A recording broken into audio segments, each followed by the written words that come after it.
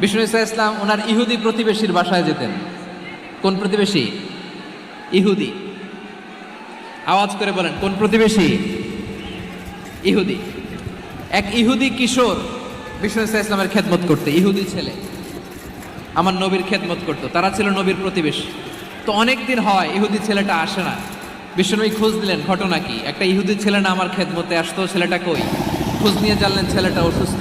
বিষ্ণু ঈসা ইসলাম ওই ইহুদির বাড়িতে চলে গেলেন ওই ছেলেটাকে দেখা করার জন্য, ভিজিট করার জন্য। সুবহানাল্লাহ পড়বেন না?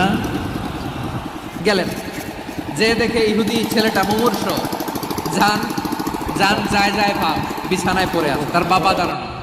বিশ্বনবী তার মাথার পাশে বসলেন, মাথায় হাত বুলিয়ে দিলেন, আর ছেলেটাকে বললেন, আসলিম, হে ইহুদি ছেলে, আসলিম, ইসলাম ধর্ম গ্রহণ করো।